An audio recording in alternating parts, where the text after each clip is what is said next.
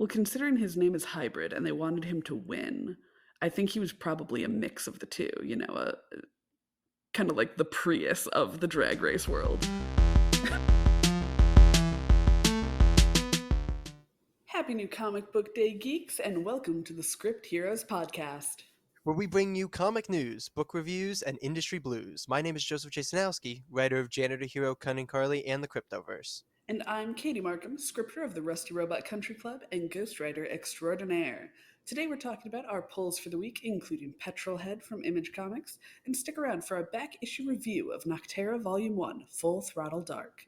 If you like what you hear here today, subscribe to Script Heroes wherever you get your podcasts. And you can follow the pod on Twitter, Instagram, TikTok, and YouTube, all at Script Heroes Pod, to join the conversation. Or you can find my personal socials at JJAZ1111. Yes, that is 4 ones. And I'm on all socials as Katie Marcum Pro. And now for the news. Okay, so our news for the week was first reported by Bleeding Cool on November 8th, where they reported that DC was planning a new Trinity of Evil set to launch in late 2024. The news came from several media partners, including Popverse, apparently sending out news tweets and posting articles prior to DC's intended release of the news. These tweets were later deleted and the articles were pulled, but they all live on through Bleeding Cool's article, which is still up. Popverse had tweeted out, "Move over Batman, Wonder Woman, and Superman. DC has a new Trinity of Evil." This seemingly accidental early leak led DC themselves to follow up with an official press release, and we'll be taking a look at that press release here now. Saucy. We love a leak. I feel like it happens in the comic book industry a lot more than in other industries, but doesn't make it any less saucy. No, it doesn't. And for us, I think it's the most intriguing of the industries for it to happen in. Oh, yeah. So. Yeah, so it starts with just news that I think was already out about what Beast World is going to be about. But then it kind of launches into this line, and a Trinity of Evil waits in the shadows to capitalize on the chaos. And then there are sections on like each member of the Trinity of Evil. So the first member is, and you'll see introduced here, Titans Beast World launches Amanda Waller's plans for the DC universe. You see, Waller's scheming begins in Action Comics 1060 and Titans Beast World Tour Metropolis #1, both on sale December 12th. She plans to recruit superheroes and supervillains for a new Task Force X, with Nia Nall, aka Dreamer, playing a vital role. What this role is and who else will be enlisted is still shrouded in mystery, but fans will find out what Amanda Waller has planned for Dreamer and the rest of this new team when new series Suicide Squad Dream Team launches in March. Now, I don't think I know Dreamer. Do you know who this is? So Dreamer was a character. I do know Dreamer. Dreamer was a character first introduced in Supergirl. So essentially, the Supergirl, the TV show, if that was the CW show. And Dreamer is essentially a transgender woman character with dream-based I think powers. I remember that now. I kind of, yeah. I didn't watch too far after her introduction, but I think she can shoot like blue dream-like powers. I don't know what that does, but I think she also has like premonitions through dreams, but that might not be 100% accurate. But yeah, I think the character's first introduction in comics is coming through, I want to say, a trade or an OGN that's actually being written by the actress. That's pretty rad. Yeah. We love to see it. Yeah. We love more gays in the comics. So, what are your feelings on Amanda Waller as the first member of the Trinity of Evil? I mean, I think my thing with Amanda Waller is that I don't see her as necessarily like a powerhouse villain in herself. I feel like a lot of her power comes from how she works behind the scenes. So, like, I mean, look at Lex Luthor, who obviously has kind of a cabal of evil, essentially, but he is like the figurehead of it, who's still going, fist to fist with Superman. With Amanda Waller, it's a little odd to me that she would be considered like the kind of member of this team of evil, unless it's like, a team comprised of heads of departments. But she is very menacing, so I'm kind of into it, and I'm excited to see her take like an active role. This is actually super interesting that you mentioned that. I should have maybe asked this before we kind of got into this. Have you scrolled ahead at all? I have not, no. Okay, great. So we've already had one revealed. Maybe I dropped the ball on doing that before, but I want your predictions for the other two members of the Trinity of Evil. Oh, okay. So we know that this is coming out of Beast World, right? Yeah, it's really it looks like a couple of them kind of launch out of Beast World, but it's really for like it seems to be focused on the major DC titles going into 2024. Okay. Well, since Beast World is a Titans book, I feel like we gotta have either Deathstroke or like Doctor Light, or someone who's like very much like a Titans kind of villain. Especially if they're like saying move over Batman, Superman, Wonder Woman, since the Titans are kind of the new Justice League at this point. So I'm gonna wager. I don't think they're gonna do Deathstroke. So I'm gonna go with Doctor Light for number two. Okay. I'm trying to think of someone with like beast related evil powers. Oh, that's an Um, interesting angle to take. I really like the Doctor Light pick. Honestly, I think that's a really cool pick. Um, Not going to confirm or deny anything, but I do like that pick. I do like your train of thought though. You're thinking like Beast World. You're thinking Titans. You're thinking who opposes the Titans. You're thinking very logically.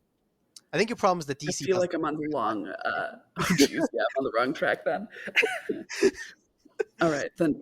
Absolute wild cards. It's going to be clearly.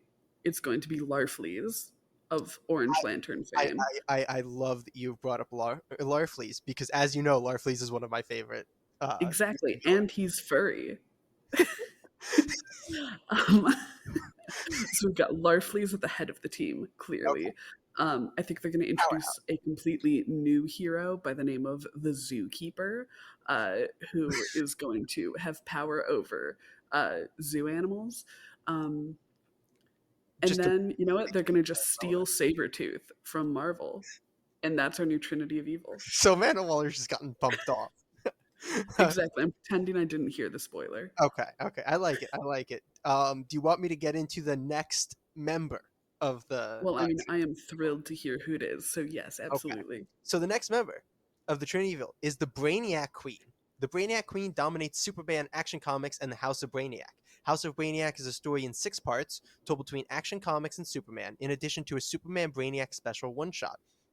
Superman's world-collecting foe will finally launch the attack teased in Titans Beast World Tour Metropolis, the current Superman run by Joshua Williamson, and August Superman Annual Number 1, starting with his release of Khazarnians, which are Lobo and Crush's species, to attack Mhm. the Earth. With the subsequent introduction of the Brainiac Queen, the House of Brainiac storyline will result in a major confrontation between Superman and the entire Superman family, Lobo, Brainiac, and I love this bit, the Green Lanterns.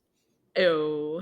Yeah, Yeah, yeah, I get in think there. that that makes a ton of sense since I feel like they have in Dawn of DC been putting a lot of focus on like the Superman family. Yeah. Like, what is it? The new Superman line or the new or the continuation of Action Comics line that is literally just like all of his family members. I think that's what Action Comics is doing right now. I'm a little bit Yeah, behind on yeah, Action Comics, but I do believe that's where Action Comics is kind of hedged into. yeah. And then obviously they've been doing so much with John Kent lately. Yeah, I'd be interested to see if that puts him more in a like head role in this, or if they're like, all right, we've done a lot of John. Let's kind of let other people take the forefront. well, I think Connor just got a book I think it might have been a miniseries. It might be wrapped up by now, but I know Yeah, Connor was in a series too. I think that was the DC Round Robin series that won. Oh, you're right. Yeah. Yeah, So that would make a lot of sense if that's showing like an interest in seeing Connor stories. Then I could definitely see why they would want to put him at the front of this. but yeah, Brainiac Queen, not one of your predictions. I mean, it's about as out there as Larfleeze. So, The you third know, member's more out there than Larfleeze, is what I'm gonna say. oh Like by gosh, a long shot. it's got to be Darkseid. No, no, no. Way more obscure than the biggest villain. No, no, no, no, no, no. He's so obscure. No one's heard of him. Yeah, yeah. So let's get into the final member here, and I think this is gonna make you laugh. Batman continues the evolution of Zur-En-Arrh.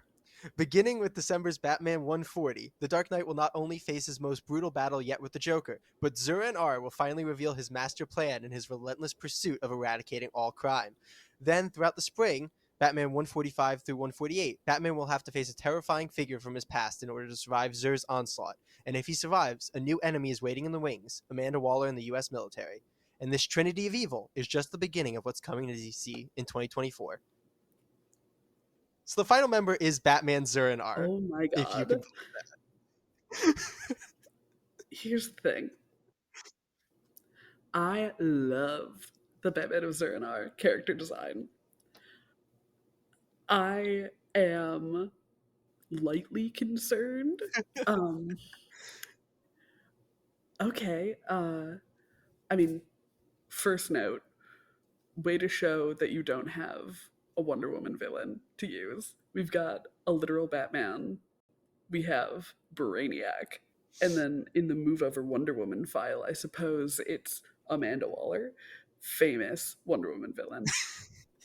Uh, just what a team. What I, an odd little team. I told you were thinking too logically for DC. Um, I should have been thinking fifth dimensionally, bro. you really should have been.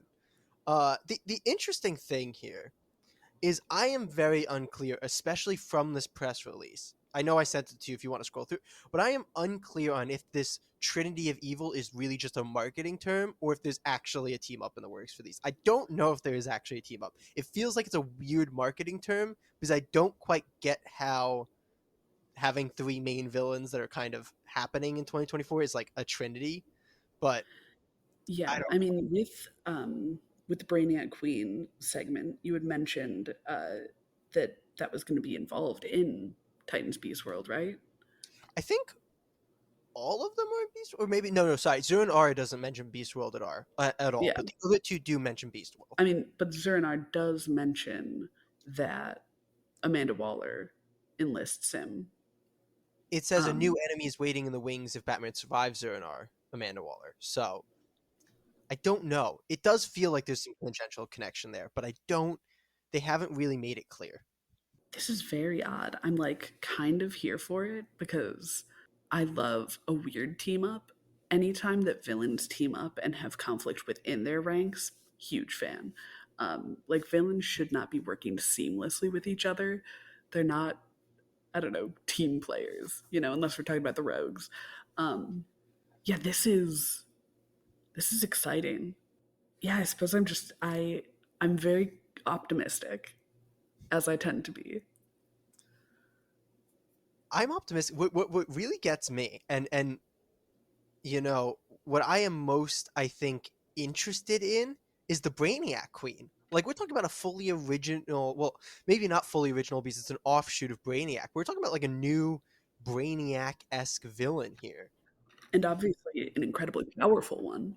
Yeah, this is very fascinating to me, and it's going to take Lobo, um, and the Green Lanterns, or I guess I don't know if Lobo is I don't know what side Lobo's going to find himself on in this, which is I think I mean, who has the money? yeah, that's fair.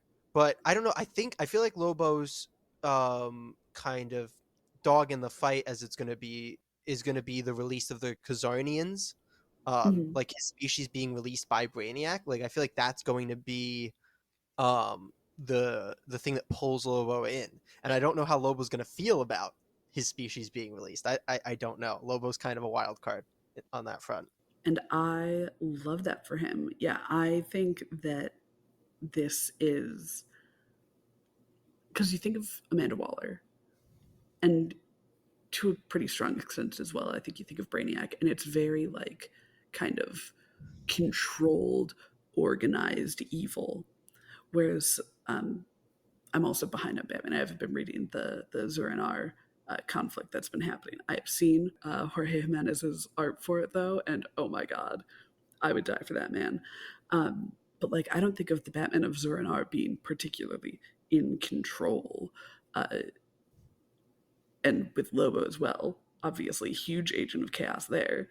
So like, it makes me wonder if we've got a Trinity of Evil who's working against each other rather than with each other. I like that theory actually quite a bit. I think that's a fun theory. Yeah, I can't really see Amanda Waller and the Brainiac Queen getting on the same page, as it Mm-hmm. were. That doesn't really seem like something that's gonna happen. Assuming the Brainiac Queen is of a similar, position as Brainiac in terms of like, what motivations and such Mm-hmm. is I obviously mean, you gotta think clone, right? I would assume so. or at least something in that realm. I have to say though, what I am most interested in out of what came out of that article is seeing a spotlight being placed on Lobo in a major storyline or major event, coming up. Well, you got to remember he did just have a team up book with Crush, like what 2, 3 years ago, and then he was featured in the Halloween anthology as well. So we've got some Lobo rumblings, not to mention all of the rumblings that have been happening for forever about Jason Momoa playing him in a movie. Oh, absolutely, and that's why I specified in a major storyline because he's definitely been in stuff Mhm. recently, but I feel like he hasn't. He's always kind of taken a backseat or a side role. It's been a while since Lobo's really been there in like the big time, DC books or the big time DC storylines. Yeah, I would personally love to see more Lobo, more the main man. Absolutely. I think that is going to draw us to a conclusion on the news, unless you have something else you want to talk about. No, I am all set. I'm thrilled about this Trinity of Evil. I am cautiously hoping for conflict between them rather than a team up, though. I think that's a fair assessment. Well, let's move on to the polls of the week.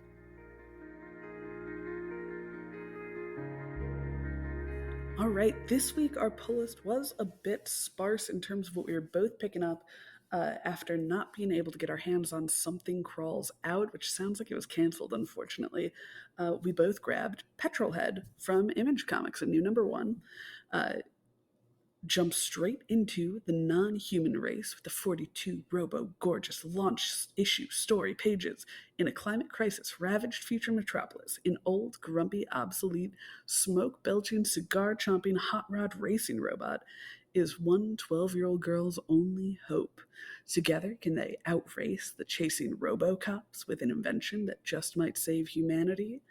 This is coming at us with a creative team of Rob Williams, who did, I believe, Suicide Squad, some Action Comics, a little bit of work for DC, and Parr, who I don't know that I have any credits for.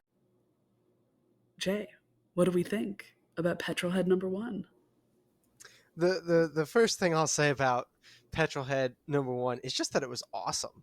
I mean, like that. I think that's the note to start on, is that this was fantastic. I do want to highlight, kind of off of what you were saying. You mentioned the creative team, but I want to highlight the fact that Pipar is doing everything on the art front. Like, Mm-hmm. we're talking, pencils, inks, colors, letters. Like, if it is physically on the page, it was put there by Pipar, which And is, boy, does it show. Everything blends together so great. yeah. And I think Pipar did some 2000 AD work. Just Oh, yeah, you're totally right. Yep. yeah. So yeah, that's kind of where I want to start, just to give full credit to these fantastic creators. Um, but in terms of the book itself, I I, I don't want to get too ahead of myself, but I really really enjoyed this. I think kind of my main takeaways. I think this is some of the best world building in a first issue that I've ever read, and that is like not me trying to hype this up because it just happens to be the first book we're talking about on the pod. Like, that is my immediate reaction to this book, was that the world building was just incredible. Absolutely. I think both from a writing stance and an art stance, like there was such good exposition just woven into the dialogue and captioning, um, because we were being told about the history of the world from Lupa, one of our characters who comes along later, but it didn't feel like an exposition dump. And I think a lot of that was credited to Pipar's art. Every page was exciting. Every page had a strong emotional resonance, and that meant that when we were, reading a block of text about like what the human race had done in the past, it wasn't. It was never dull, even though it had so much world building happening. It was all very effective. I think you're absolutely right. I think that the world building really works twofold, in the sense of, like you said, the writing through the dialogue is it's there. You're being told about. You're not being talked at. You're like very much placed in the world, and it just kind of explains around you. But also, like, the art has character and tone in every single panel, and I think that that is huge to what it's doing. There's two like car based 2-page spreads, one in the front half and one in the back half, that just immediately give you the tone that the art of this book is going to carry. Right? It's rugged, it's thrown together. It's such an underdog aesthetic. We had kind of briefly talked about this book before hopping on the pod, and I think I'm going to use your words here. So full credit to Katie for this explanation of the art style. But you coined it as more is more, and that feels so accurate to what you see in this book. It's doing a lot, but all of it matters. Exactly. It's the same kind of apocalyptic look you get from something like Mad Max, which is obviously a strong inspiration for this, from the, kind of robo apocalypse to even like the color scheme of it with those like bright oranges is very evocative of like that big desert. Um, it all just feels so exciting. There's always something to look at. I agree. The oranges and like the car based content is very reminiscent of a Mad Max type of world. Um, the other thing that I really want to touch on, this is shifting gears wildly because we were talking about the art, but I want to shift gears a little bit to the dialogue because we're talking about how evident the tone is in the art. Man, how evident the tone is in the dialogue too. The Mm-hmm. especially things from Petrol Head himself, which in case you haven't read the book yet, Petrol Head is also the name of the main character. Um, Petrol Head, you know exactly who he is basically from the first time he speaks, and that is such a talent and an ability to be able to do that through the dialogue. And we learn so much about the world through the dialogue too, which we've mentioned already, but that is really incredible. It's an incredible feat what this book does in the dialogue. Yeah, I think Petrolhead specifically is so good at being a very archetypical character in the, I think you've called a couple of our heroes from the past this, but like very kind of 90s action hero. But we get that twist on it with him being this literal robot, and none of his dialogue would suggest that, which is itself like a way of communicating about this world. It's not like the robots are robots. The robots are, for lack of a better term, throughout the entire issue, they're very human. We look at their emotions, we look at their very rich lives, and I think that's just so rad to do when introducing a robotic character. I absolutely think you're dead on there. And going off of that, I want to mention Dave because that is another Dave. robot character, and I think is up there with Petrolhead as like having this distinctive dialogue. It's their exchanges in which I think this book succeeds the most on a dialogue level. Their Mhm. banter back and forth carries, I think, the I don't know, maybe emotion is the right word because it's just it gives us the view into Petrolhead's personality and his worldview. Exactly. With that, I do want to say my one gripe with the book is actually a dialogue one. As mentioned, there's a character who comes up later. It's a young girl named Lupa, and when interacting with her father, there are just a couple moments where I'm like, this doesn't quite sound like a kid, and not in a she isn't making yeet and dab references or anything, but there's this one little section of her dialogue where she speaks in a very kind of mouthpiecey way, like, this feels like a thesis statement, you know?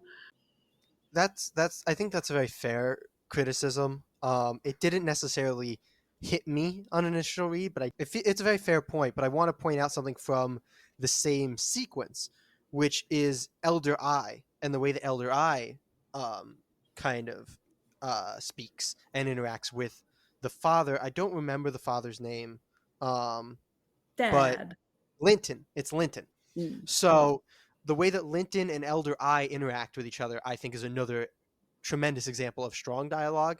Um, Oh yeah, and I mean, the existence of Elder Eye at all is another one of those world building tactics where you can see where robots and humans are quite literally coming together in one person, and you can really get the sense of unease that comes with. This isn't some cool cyberpunk thing where people have augments and, you know, I don't know, make a gun out of their hand. This is like, I think I love Parr's art style so much. I think this would have been a very unsettling thing in a less like comic one. Like if you had like a grotesque artist on this, they could really push it with this because that's the energy that it gives, where like these things feel grafted on. That's very fair, and I think that Parr knocked it out of the park with the illustration of Elder Eye, Oh yeah. and the other. I assume the other elders that we see in the backgrounds of the shot with the O. The O seems to be our main uh, antagonist of the series. Obviously, things can change. It's been one issue, but I do think the O is being positioned to be kind of our main foil. And I kind of want to talk about the O because I think the O is a really interesting version of this like AI, Hmm. authoritarian type of character. Um, I'm going to say particularly because of the focus that the O seems to have on entertaining humans. In that early race sequence, the like cutaways to the O speaking about, like the situation of the race and how getting information from the elders on like how people are going to respond to different racers winning Hmm. and wanting like that high approval. Like I think that's just a really interesting to see this computer authoritarian figure actually care about the human beings, or not, but care that the human beings have approval as like a way to control them, if that makes sense. I mean, I think that it's no coincidence that this type of uh, entertainment based AI hits real hard at this moment when, AI based entertainment is kind of coming out of the woodwork.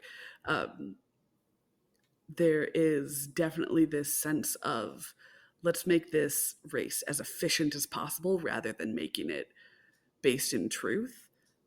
There was a crash in the race, and an unfavorable robot was close to winning, and that's not allowed. And so seeing the way that this robot has clearly been to be clear, has been trained to make things perfect is just so rad because it's clearly this robot's programming that has led to this. It's not that this AI seems to have been corrupted by anything. It seems to have just elevated itself as far as possible within its programming. It's like, yes, we will make the best story possible. I think you hit the nail on the head with this being such a perfect time for this book to come out because of that angle of like this AI controlling people to tell this perfect story versus AI in storytelling right now being a huge thing. I really think that that is a very apt comparison to make at this point. I think maybe that's why this book hits so hard reading it right now because it just it connects really well. I think with the current situation. Yeah, I will say I had one other slight complaint, and this is in a sea of compliments for Parr that I could just continue spouting out.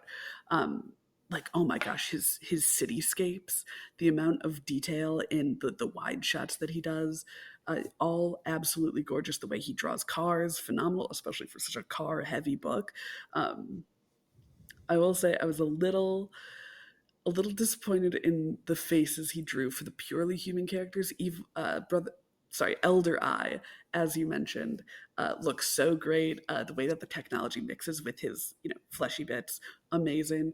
But when we look at Lupa and her father, I'm like, huh, that does it's not quite what I'm looking for. That's fair. I'm glad you mentioned the cityscapes though, because I had completely flubbed on not mentioning that at any point because that the like cityscape wide shots of the buildings and everything are just gorgeous. Oh But yeah, I think it's a fair thing. It's not really my ideal uh, illustration style for humans, but I think with the role that humans play in this story, that this style makes a lot of sense. agreed. And I think that it's far stronger on Lupa than on her father. Like I think he captures the kind of literal and metaphorical wide-eyed young girl very well. And I think with her clearly being our focal human, it's really not going to be much of it's not even really a hiccup as it is, but it's certainly going to fit well with her amidst these like faceless robots, essentially. Yeah, makes sense. But I want to hit on my one kind of drawback or point of contention before we get to reviews. But and obviously, if you have anything else to chime in with before we get to reviews, but my one kind of hang up is actually the naming of Petrol Head, and I'm gonna say this, and this is very pedantic and like it is very much a me thing, Which but no one I has ever accused you of being before. no, no, never, never, ever. But my issue isn't I like the name Petrolhead as like just a straight up name. I think it's great. My issue is that all of them are called Petrolheads, but then they essentially the reasoning they give in the story is that they couldn't come up with a name for the main character, so he's just named Petrolhead. And that felt a little weird to me. I feel like it would have made more sense if he had a name back in the flashback, and then they just call him Petrolhead now because he's the last of the Petrolheads. Like, I would have been down for that. But the fact that he was never given a name other than Petrolhead when they're all called Petrolheads feels a little weird. It feels like if there was just one Transformer named Transformer, and I'd be like, I don't quite get that, but it is such a minor thing in the grand scheme of things. This book was phenomenal. No, but I think you're also hitting on something great there where like something that's incredibly valid is that one of I think the only other petrol head that we interact with has a name. His name is the Chief. Uh, And there was there was also I think Hybrid, right? Was that the other I don't one? know There that was Hybrid was a petrol head. I think he was quite literally a hybrid. Um, oh, I thought that he was. I thought they were all petrol heads that raced in the race. Were they not all petrol heads that raced in the race? well, considering his name is Hybrid and they wanted him to win, I think he was probably a mix of the two, kind of like the Prius of the drag race world. I did not pick up on that. Maybe that is the case. Maybe we can inquire um, from the creatives on if that is the case. I would love to find out. But yeah, that's an interesting thing that I was not there in my reading, but absolutely could be the case. But yeah, I think that you're right that Petrolhead, one, great name for both him and for the series, but I do kind of wish that he had, a true name as well. As a final thing that I would love to touch on before we move on to our number grade and figure out whether or not this is a pull list rack, I loved the just ever present diametric forces here. This is a 42-page comic, so it has a bit more room than a regular issue one, but I feel like we already have so many forces that are just butting heads. I mean, we have the robots versus the humans, hybrids versus the petrol heads. um, at least that was what I took hybrid to be. um, Even on a more metaphorical level, we have got the opening page of this book is absolutely gorgeous. This, smoking, grumpy, dark looking robot mixed with this just beautiful red rose, amazing. And so seeing those kind of hard machines versus these softer emotions, and then something touched on towards the end of the book, the idea of protection versus prison. I'm just so excited to see how these forces come head to head throughout the entire series and just to see what ends up conquering all else. Absolutely, and I think you brought up something really quickly there that I just want to quickly Yeah, yeah. expand on. I think it's really important. This is a 42-page first issue. This is not an expensive first. This is a $5 42-page first issue. Mm-hmm. I think Image Comics have really found a smart strategy, I think, in so many of their creators go out with these extra sized first issues for the same price. And I have a thing that you will probably see throughout this podcast if you listen to it a lot, where I don't like first issues of indie series a lot of the time because they just don't have the room to do what they want to do in terms of establishing world and such. And giving yourself this space allows you to accomplish so much in the first issue and grab readers in so much of a greater way that I think it is just such a good, from a creator standpoint, from a business standpoint, from an audience standpoint. I think it is so smart. Agreed. And a book that we read together just for our regular book club, Scott Snyder's Canary, it produced a first issue that was just the first two issues together. And I don't think that was nearly as effective as an oversized first issue, because you're left with this kind of strange structure of, you know, rising action, climax, falling action, but then another rising action, as opposed to this, where it was clearly structured around this big issue. And so it was able to take the space that it needed to introduce us to the world, to the characters, to the relationships that we're going to see. I mean, we didn't even touch on how great the interactions between Lupa and Petrol Head were. You know, leave a little something for the reader for when you guys inevitably pick this book up. But yeah, it just benefited so much from all that extra space. Absolutely. So do we want to get into the reviews here? I would love to get in Okay. to our reviews. I'm going to give this an easy, probably 8.5 out of 10. This was such a strong first issue. We get such great world right out the bat. The characters are charming. The aesthetics are amazing. And it really feels like the team is working in tandem. Like they have the same vision for this book. Uh, and we love to see it. Definitely a wreck from me. I think you once again hit the nail on the head there with your like overall summary of what makes this book so special. I think this is a strong 8.5 out of 10 for me. I was debating a 9. We're going to go with 8.5 because there's always room to move up, but this book was phenomenal. I can really see this becoming one of my favorite polls if, you know, this level of quality continues. Like you said, the art, the writing, the world building, the 2-page spreads, the splashes, the vehicles. Like, this book does so much so well. The tone above all else, phenomenal. So this gets a strong recommendation from me. Well, that's both of us giving this a wreck, so I suppose it is a pull list wreck for the week.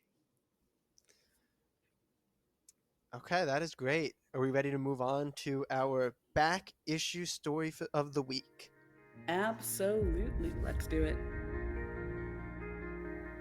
So our back issue review for this week is going to be Nocterra Volume 1, Full Throttle Dark.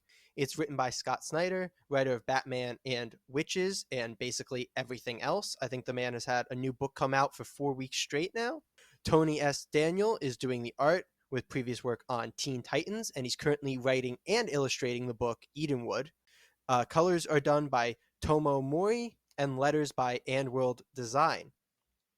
The summary of the first volume is as follows. It's been 10 years since Val Riggs saw the sun swallowed up by darkness. 10 years since nearly everyone she knew was infected and changed into hideous shades.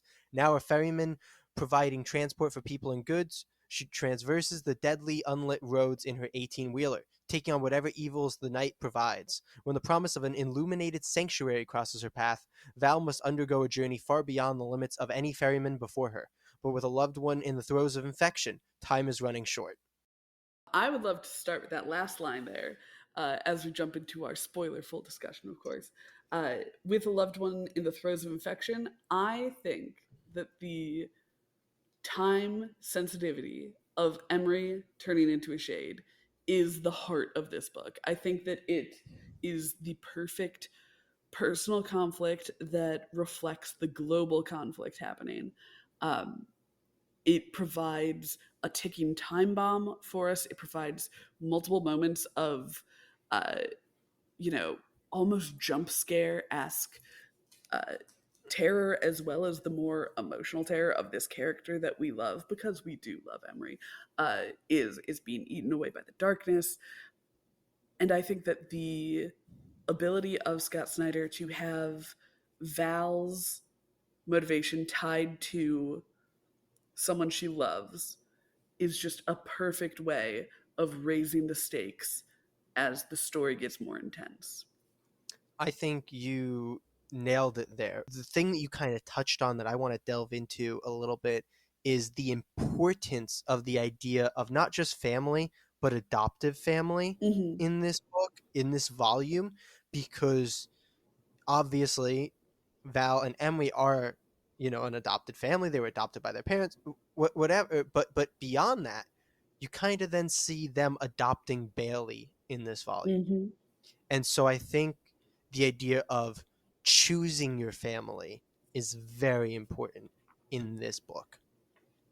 And I mean, the obviously adopted family is shown to be rightly so, like incredibly important, but it's also shown to not only be as valid as blood, but Bailey's blood turns on her, and it's her adopted family that takes care of her. You're absolutely correct, and I don't want to get to Tiberius yet because I think we have more to talk about before we get there. But I have so much to say when we do get there. But kind of sticking toward the beginning of the volume to start, I want to give some love or some of the conversation time over to the art because the art is so important in Nocterra. Mm-hmm. And I want to talk about specifically the use of entirely black pages within this volume Mm-hmm. because it's such a strange thing to do, but it makes so much sense in the context of a story about the whole thing being that it's all dark. And it's used in every single issue in this volume at least once. Issue 5 has 2 full black pages back to back, and issue 6 has 2 full black pages, but they're in separate places. The first 4 issues each have a single full black page in them, but it's used so impressively to space things out, to let things linger. Um, I mean, it's used in issue 5 to make you, I said I was going to wait to talk about later things later, but I'll talk about this because it's relevant. It's used to kind of extend the period of time between where you think Emery is too far gone as a shade before you find out, no, okay, they did save Emery. So it's used to lengthen that. We get full black with Val kind of considering if she's lost Emery, and you have to sit with it through those full black pages before you get the reveal. And I think that makes it such a powerful kind of, I guess, bait and switch, if you want to call it that. Yeah, and I think to your point with that specific spread of black pages, you're really not allowed to move on until you've sat in the darkness with that one. And gosh, it's just so beautifully written. And the use of that black space, especially for looking into Val's headspace, is so amazing. I want to pivot us to talk about another use of black space, and this time we can give love to the art and we can give love to Tony S. Daniel, who I do think is so incredibly important in what Nocterra does. I want to talk about Blacktop Bill and specifically the introduction of Blacktop Bill in that first issue because it is maybe one of the best villain introductions in comic books, and I mean that full stop. No qualifier, no anything. Like, I truly believe it to be one of the best villain introductions in comic books because it is that freaking good. And I'm trying to scroll to it here. Um, okay, so he pops, and the first thing is he's just a goddamn silhouette. How the hell does Tony S. Daniel convey so much emotion through a goddamn silhouette? It's not something that feels like it should be as doable as he makes it. But it is this introduction of he walks up, he introduces himself to Bellwether, he says he wants the tags of the truck that left, he introduces himself as Blacktop Bill, and then he burns a man's face off. Something that I really love about the introduction of Bill specifically is that he's not like, coming in and burning someone's face off. He comes in, he's borderline polite, but you can feel that tension where he's just a second away from cracking at any moment, where there's this madness beneath the exterior, which we could talk about all day. That Scott Snyder is amazing at conveying is this edginess that I think in basically any other person's hands can go over the top so easily and can end up being like a little cringe. But no, his ability to control the madness of Blacktop Bill and then have it burst out in these incredibly careful moments where you can really feel the insanity of this character. It's so effective, it's so amazing. I'm in total agreement that we'd be hard pressed to find a character with a more just metal opening. Absolutely insane. And I wanna because you rightfully give Scott Snyder so much credit for the subtlety of Blacktop Bill's character here. I think some needs to be passed Tony S. Daniels' way too, for the slight smirks and the ultra close up on that smile 2 panels before he burns the man's face off. It's phenomenally well done. Every time that Tony S. Daniel gets to draw a Blacktop Bill in any context, it's going to be one of the best panels, pages, spreads of the comics. We can't talk about the way the Blacktop Bill talks without talking about how we see his voice. The decision to make these blacked out dialogue bubbles, so cool. You can see where just Bill is unlike anyone else in this world. Uh, it's so striking. It's so scary. Oh my gosh! And it just adds darkness to the page in a way that a regular dialogue bubble adds lightness to a page. It's so great. Absolutely. But as creators, I want to look at it a little bit from a function standpoint because I think that this is something that I picked up on in this read through that I think is so important about this decision to invert the captions or the bubbles that Blacktop Bill speaks with, which is that it allows the text to be white, which means that when it overlaps with his body, it stands out on the full black body in a way that like a white bubble with black text just wouldn't look as good. Mm-hmm. And I think wouldn't look as good and wouldn't look nearly as menacing. Yeah. So I think it provides a lot of function with a all black character being the one to speak in that way. Like it allows function of it to blend into himself within the art. So I think it's incredibly Mm-hmm. smart from that standpoint too, in addition to the actual role that it plays from a tonal and character Yeah, perspective. absolutely. And that smile, beautiful smile. We get these close shots on just Bill's mouth. Like it's the only part of him that isn't cloaked in shadow. And we see it so often in here and in a world that really emphasizes the relationship between like predator and prey in Bill hunting them and them running from the shades. It's so animalistic. It's so great seeing just his essentially his fangs bared. Absolutely. And it's almost always paired with near perfect dialogue from Scott Snyder. I think that Blacktop Bill's dialogue is perhaps the strongest characterization through dialogue of the volume. It Mm-hmm. is so perfect at almost every moment. I never find myself finding his dialogue clunky or unnatural. It always feels to suit the character perfectly for the moment.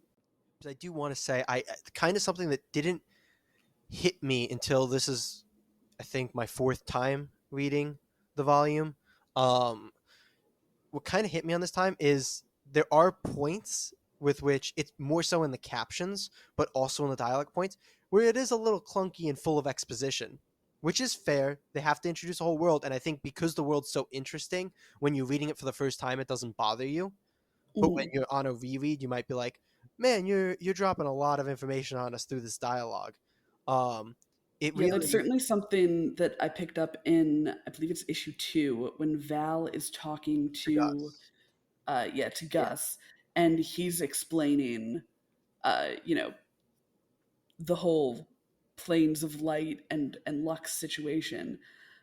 It really goes on and on, and then Val explains, uh, you know, what kind of reality is now with the way that dogs and cats have evolved and been mutated, and she speaks in such like a personality driven manner and with such kind of matter of fact uh, kind of worldliness that it makes Gus's dialogue feel all the more clunky and expository. yeah, it's very dense. Which again, I think when you're new to the world and you're like, open eyes, like, oh my god, this is so cool. I'm learning all, like, this world is so well thought out, because it is so well thought out, and that's a true credit to it.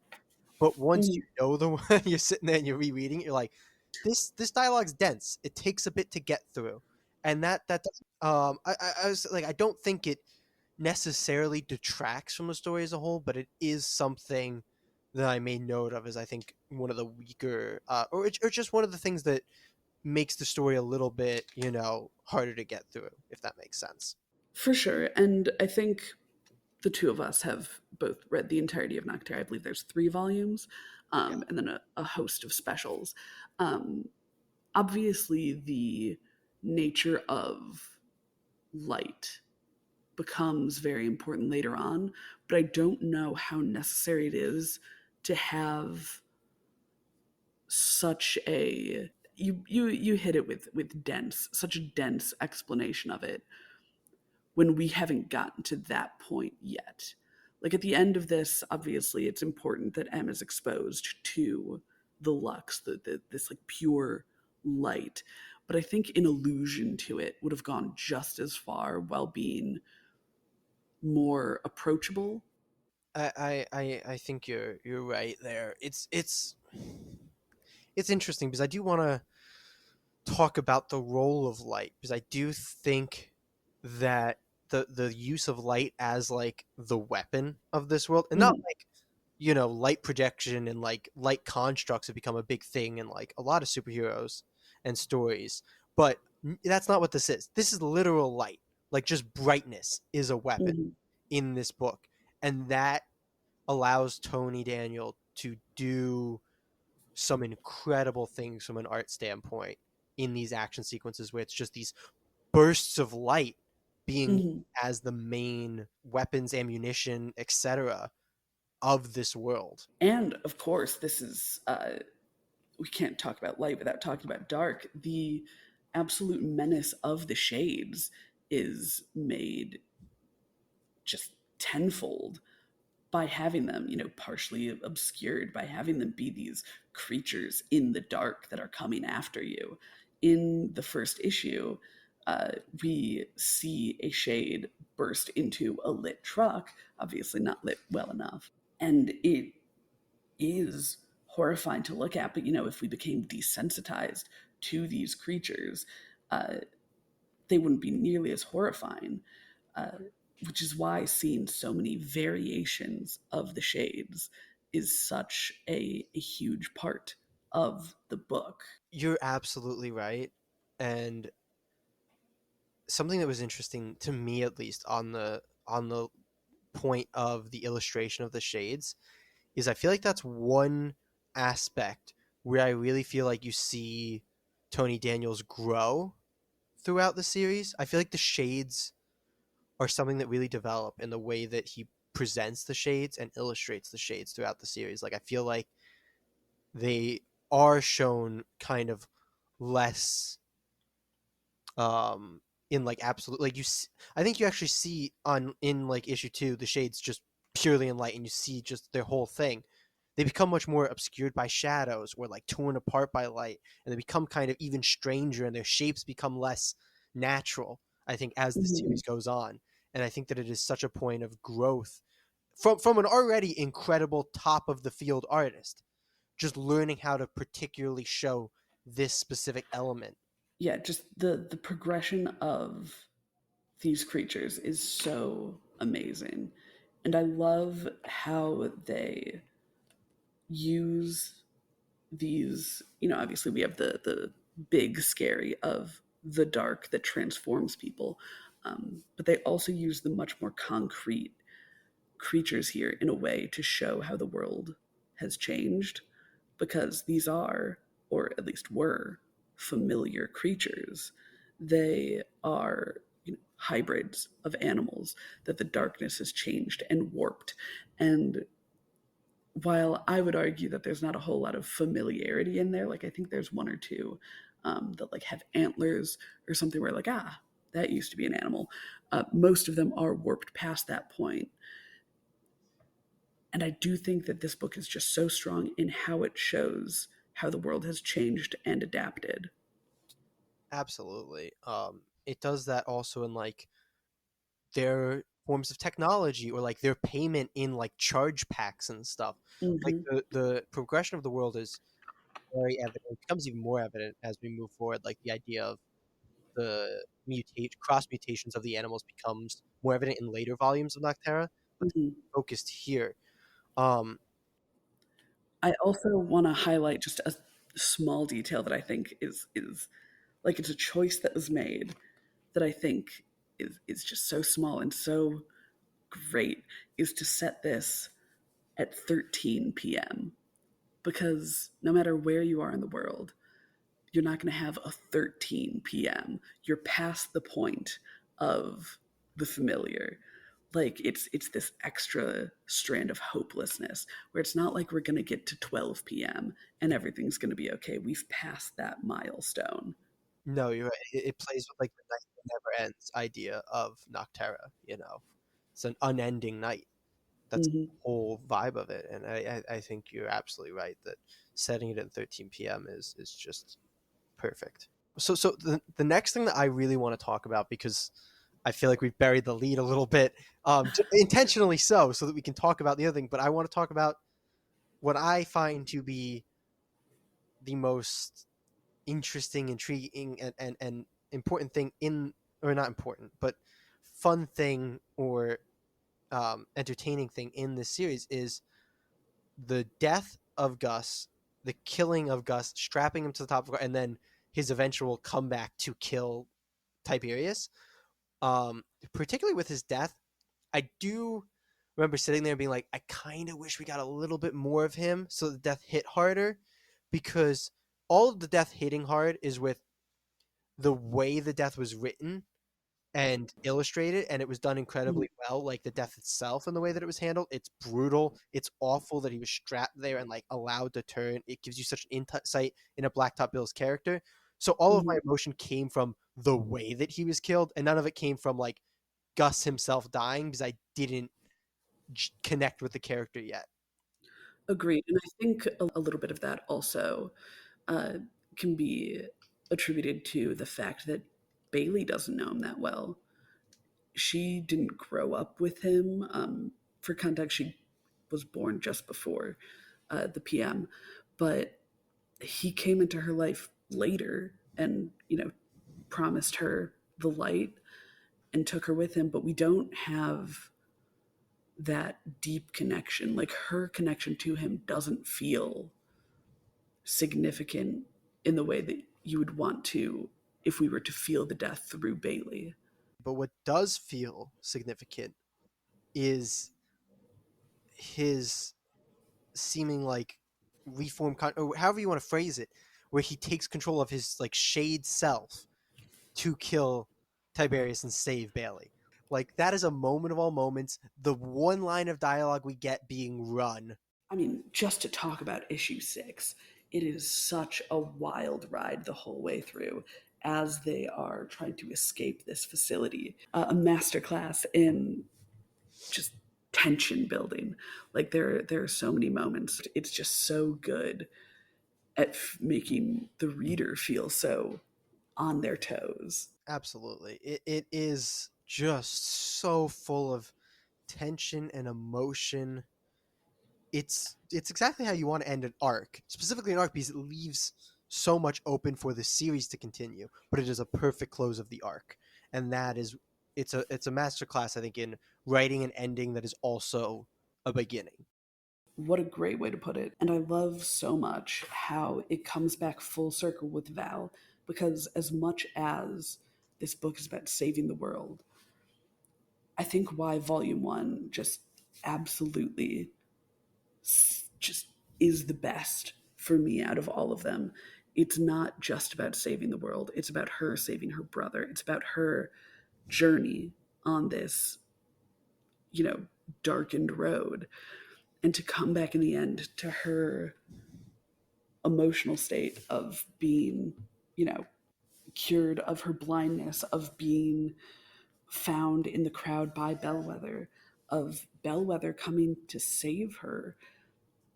It's just it hits so good with showing how far Val has come over these 6 issues while still staying true to herself and while finding her family out in the big PM. Man, there's so much I want to break down in what you just said because it is a phenomenal observation or reading of the series. But the first thing I kind of want to take out of that is something that we somehow haven't mentioned, but is so important to the success of this as a series, to the success of this connecting with a reader, is how easy it is to buy into Val as a main character. Like Val is Mm-hmm. such an incredible main character. The captions do such an incredible job of putting you into her head. You buy into every decision she makes. You buy into everything she feels. And she's a flawed character, but a character that's easy to root for, in the sense that she's doing this all for her brother. Yeah, for sure. I think from issue 1, the characterization of Val is so immediate. Looking back to her in the AM as we start with her, we can see, like, right away a few things about her. How emotionally intelligent she is when she and M see their parents. She's immediately able to clock that they're scared, and she doesn't need to talk to them to do that. She can just tell from the world around them. We see what a realist she is, how she really takes this whole end of the world, for lack of a better way of putting it, in stride. But even in doing that, she's protecting M. She's looking out for her brother. Even though this is an incredibly scary situation, she's smart, emotionally mature, and just responsible out the gate. Um, I don't want to circle up because I've explained why I like Val as a character so much. It's interesting. I think we took very different Mm-hmm. aspects of the personality.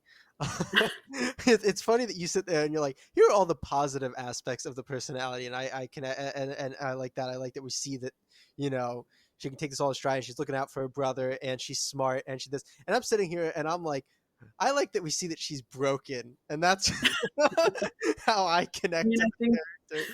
But I think that just shows what a well-rounded, deep character that she is. absolutely. I think it's very funny the different ways that we can take things away from this book. There's one more major thing that I think we need to talk about. Which is Okay. Emery's transformation.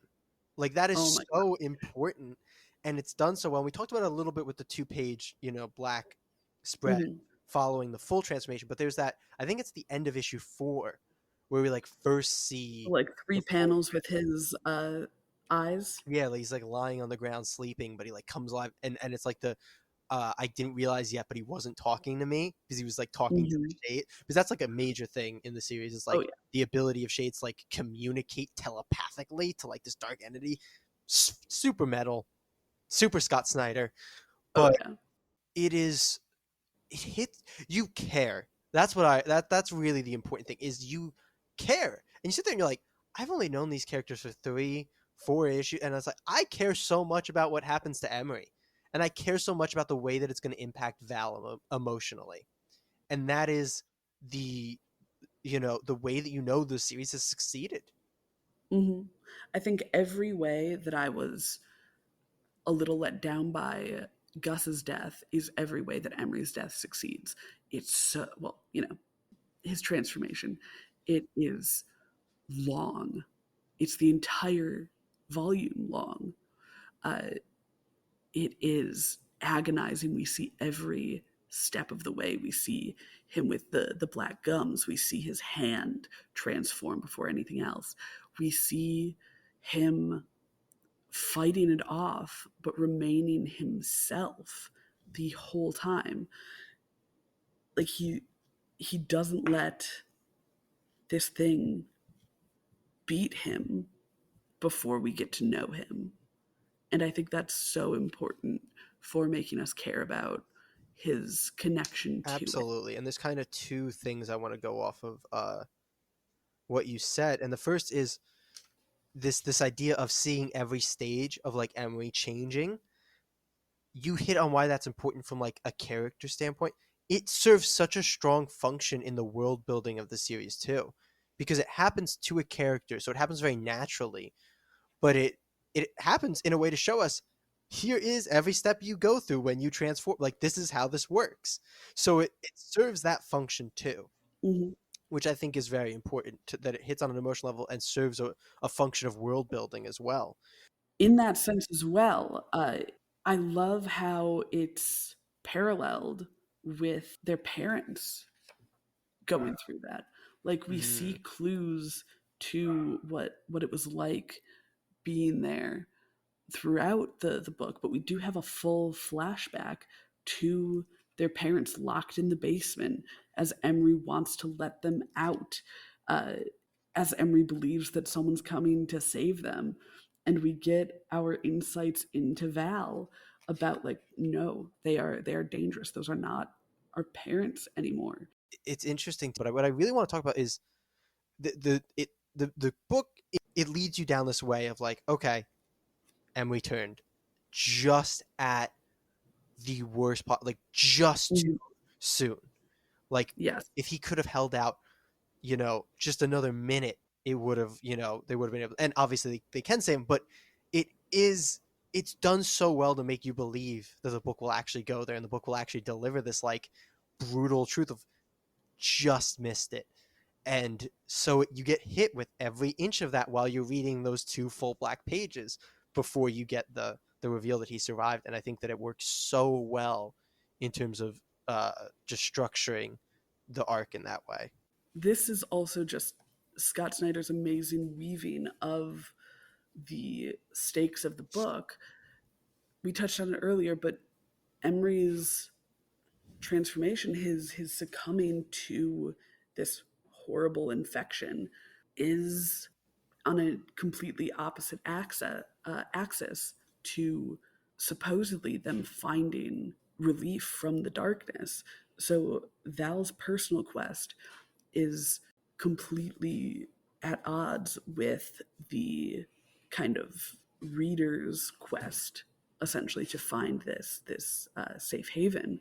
And it just keeps you so invested throughout the entire thing, and it keeps us so close on Val. It's so amazing the way that M transforming functions as a heart wrenching plot in of itself, a motivation for Val, and a just horrifying visual journey.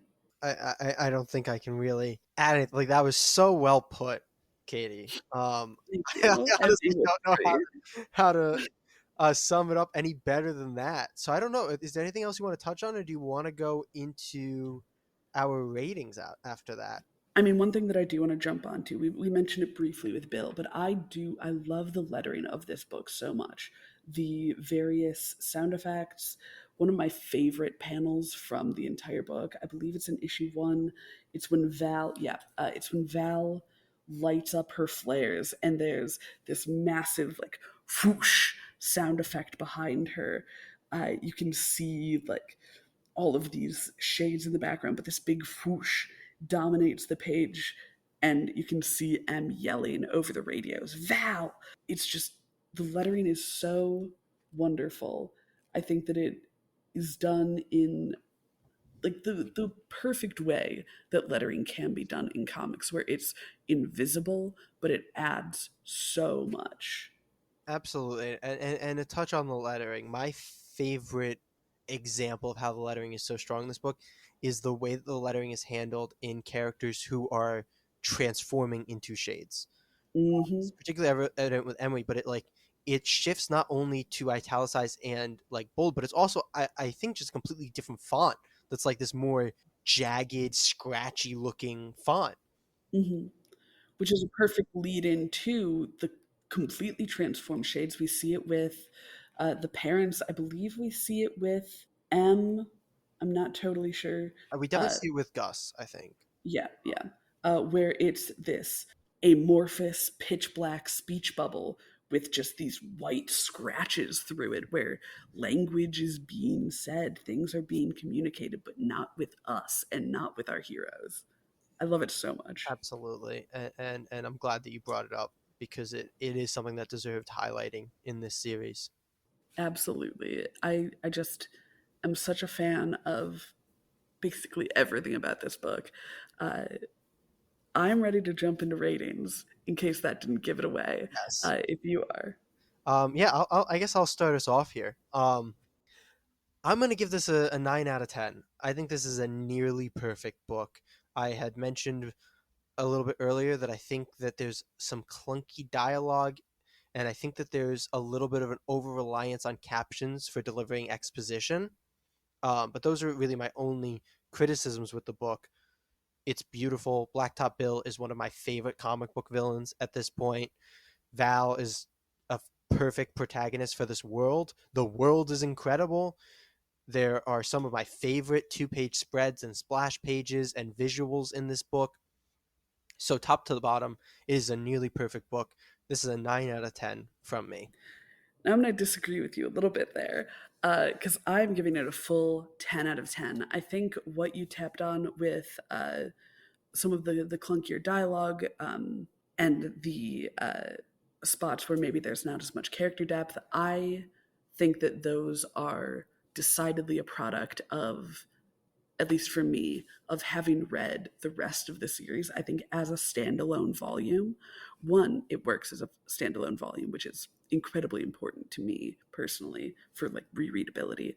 And two, it really keeps everything so tight. I love the limited cast. I love the deep dive into Val. I think Val is just astounding in terms of both writing and who she is as a person. Love her. I think that all of the creative ways that both Scott Snyder and Tony S. Daniel show this new world, from the way that people dress to the way that the cities operate, um, to just the concept of the big rigs with these high beam lights. All of it is phenomenal. I think the dialogue for 99% of the book is just spot on. It's realistic. It's incredibly strong in terms of characterization and world building. The captions, I'm actually a huge fan of.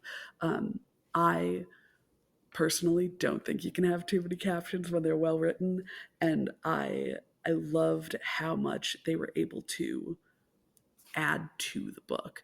Um, yeah, Blacktop Bill, great villain. I love that he's not the only villain. I love how we're able to have so many forces against the characters, and then to see them with their found family come through on the other side by the skin of their teeth. It's all just, it's all aces from me. Absolutely a 10 out of 10 book.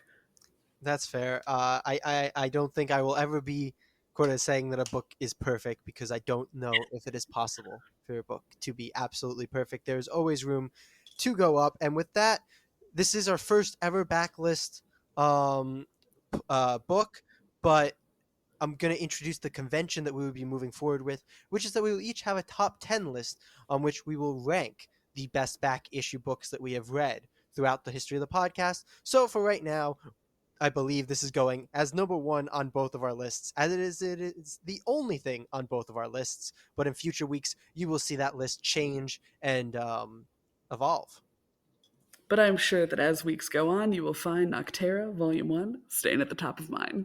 It's kind of hard not to when you gave it a 10 out of 10. Let's move on to our creator corner.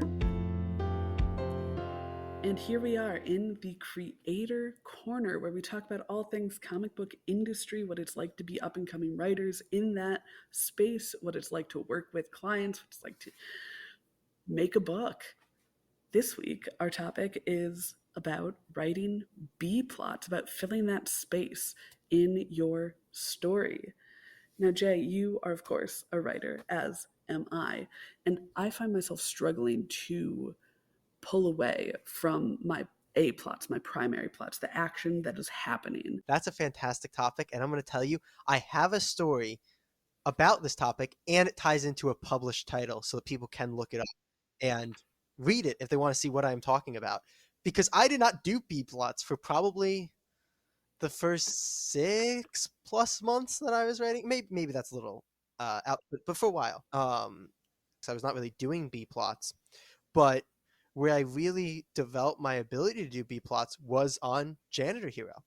Um, where I kind of learned, A story, B story, and it was I first did it in chapter 4 of Janitor Hero, in where I had basically I split the party. If you want to talk in D&D terms, I split the party, and I think that's a fantastic way to kind of experiment with writing B plots, is to split up your characters and try and tell two stories that are, happening parallel to each other. And I did that in Janitor Hero. I split up the main characters. There's 4 main characters. I split them into 2 groups of 2. So in doing that, I allowed myself to essentially write 2 completely separate plots and then figure out how to tie them together. And I think that really allowed me to learn through doing it how to kind of balance 2 plots in the same story. Yeah, I mean, with comic books specifically, I feel like when I'm writing scripts, I'm so concerned about the space that I have. Kind of like what we touched on with our pull list rec for this week with the oversized first issues. When you only have, 24 pages, it feels very rough to dedicate any of that to something other than your main characters and your main plot. And like you said with Janitor Hero, it's actually a way to look deeper at your characters, um, to give them something else to bounce off of other than the norm that they're experiencing. What do you think is kind of a pitfall of jumping into a B plot? Where do you think you can go too far or go a little bit wrong? That's a great question. So let me kind of talk about how I think of writing a comic book, and I'll tell you then how writing a B plot can cause you to fail in this structure. I think of writing a comic book like putting together a puzzle. I don't write comic books linearly. I don't know if that's just a strange thing that I do, but I very much usually break up. This is happening on these pages, then this is happening on these pages. I'll essentially write an outline and then break out how many pages each section of the outline gets. Um, and so I'm not always writing the first 2 pages followed by the next 2 pages. Sometimes I'll write, the first 2 pages, and then I'll write the ending, or then I'll write the next section. And I'll kind of jump around like that. And in doing a B plot, you can kind of, using that analogy, start building a different puzzle, and that can really so essentially what can happen to you is you start writing the sections of that the B plot are going to be in, and maybe you're doing that either with a built-in structure on how you're going to jump between the 2 plots, or how you're going to thread the 2 plots together, or maybe you're doing it blind, and that plot just starts taking up more real estate in the book than you had intended for it to, and now you're Mhm. either forced to sacrifice aspects of your B plot, or you're forced to take away things that you wanted to include in your A plot, in the heart of your story. Yeah, I think that's really insightful and definitely something to look out for. Something that I do, like I also outline before I write, as I think many comic writers must, since we do have those constraints of issues and volumes. I find that I will outline out basically the entirety of my A plot, because I get very excited about ideas. I get very kind of deep into what I'm writing at the time. And then I look at it, and this is something that I noticed when I'm working with a client on in OGN right now. And I looked at it and I was like, oh man, this is just scene after scene after scene after scene of like the same thing, because we're going through an investigation. So it's like, we go here, we interview someone. We go here, we interview someone. We have a grumpy, angsty moment with our main character. And I'm like, we are not getting, specifically with a mystery like this, we are not getting the clues that we need, because it's important for our investigator to be kind of in the dark at this time. So I think B plots are also a great way to kind of shake up what you have on the page at the moment. It's a great way to kind of look at a different part of your world to kind of expand on what you have there. Absolutely. I think that's a great way to put it. B plots can be a reprieve from the A plot. Mm-hmm. Uh, something that I kind of want to touch on, though, is, and I don't know if you've ever fallen into this, so I'm going to throw a question back at you if that's allowed. Oh yeah. Um, but something that I think you can find in B plots is essentially you have to ask yourself, is there a plot in my B plot? Or am I Mm. just doing tangential scenes that like take place in the world or it follows a character? Is there actually a plot and an arc there? And I'm wondering if, because I definitely have on multiple occasions, I'm wondering if you've ever fallen into that and like looked back at an issue, maybe after it's been published, maybe after it's been delivered to a client, maybe when you can't even touch it anymore, or maybe on a revision, and you've seen, oh, this B plot didn't really have a plot, or this B plot didn't serve a function of the story, and I was just wasting space.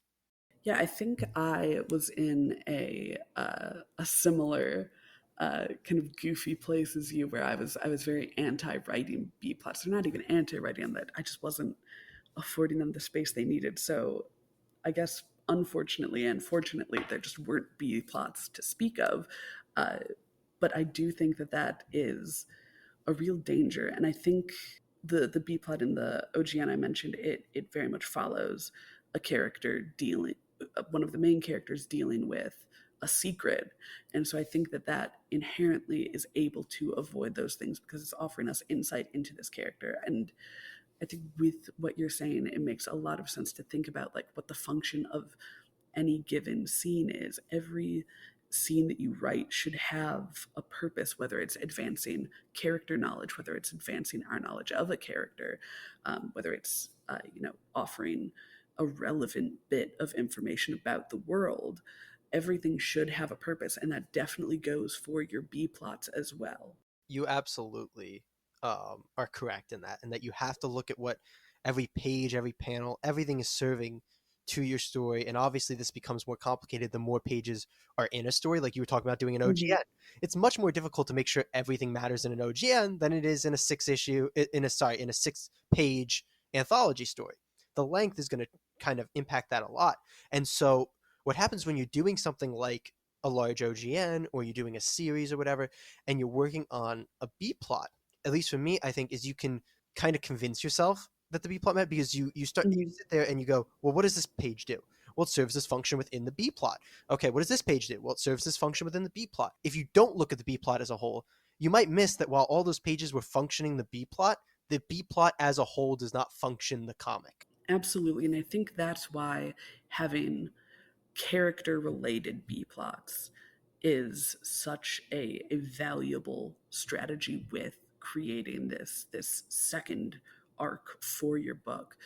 With the Rusty Robots Country Club, it was to draw a possibly outdated comparison, it was structured in a way similar to the TV show Lost, um, where each issue was focused on a character. And as we worked through the A plot of these robots getting lost in the woods and forming their own found family, uh, we're also getting kind of deeper flashback and insight into the character who that issue was focused on and how they became the people that they are.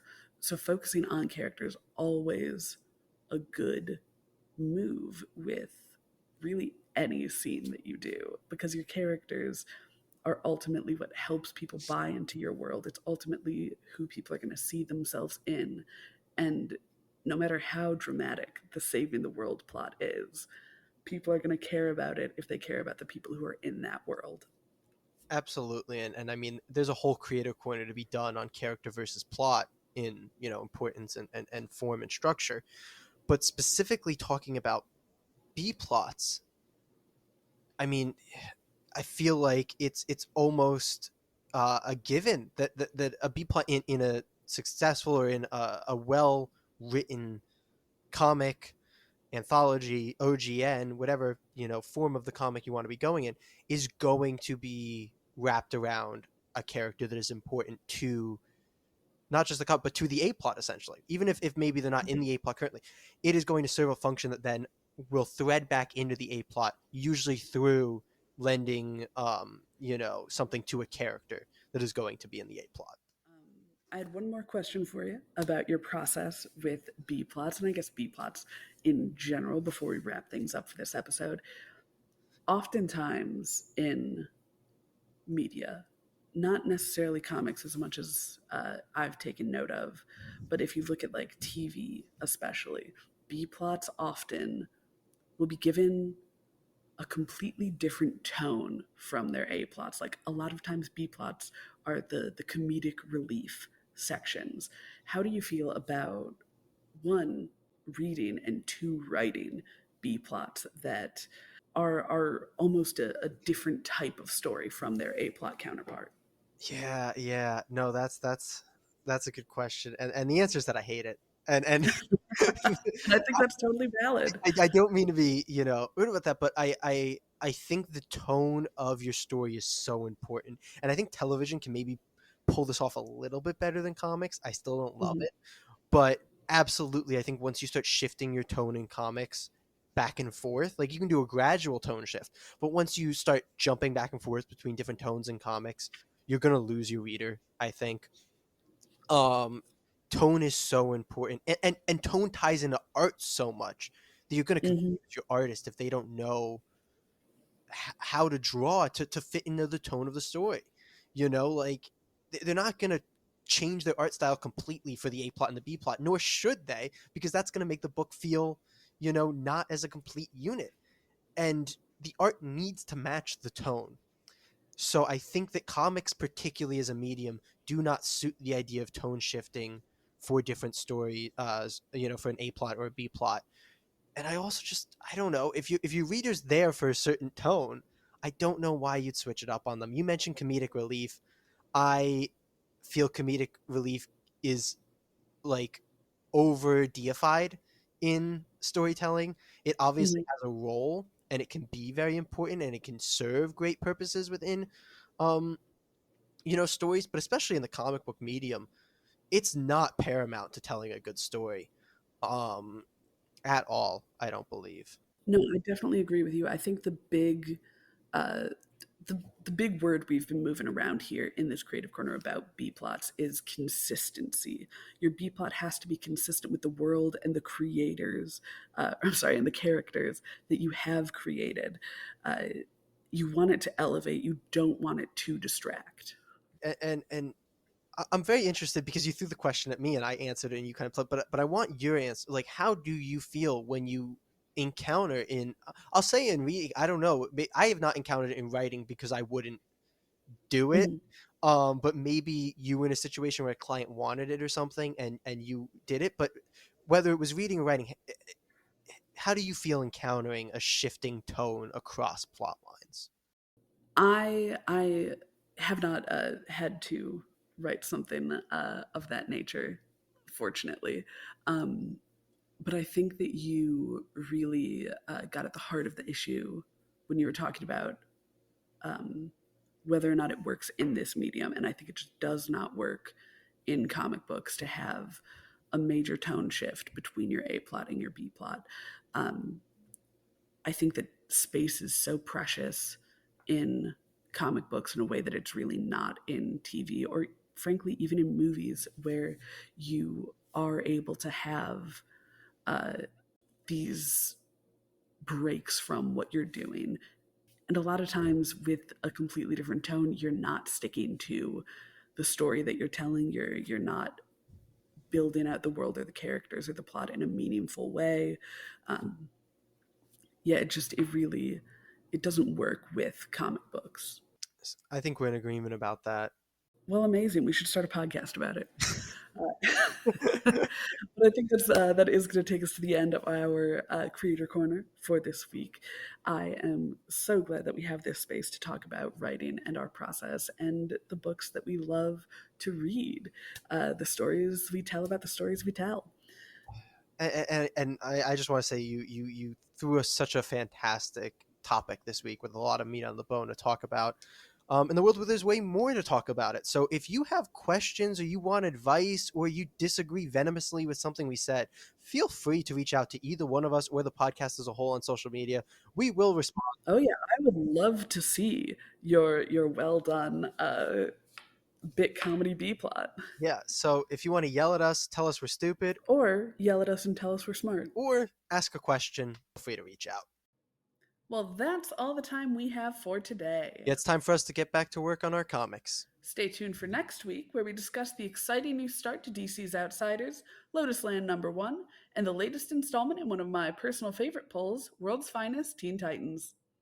And in our back issue review, you'll get to see us dive into Volume 1 of Radiant Black. Tune in to hear where it ranks on our top 10 lists. And to see if one of those pulls can earn our second official pull list rec. We'll see you next week, Comic Geeks.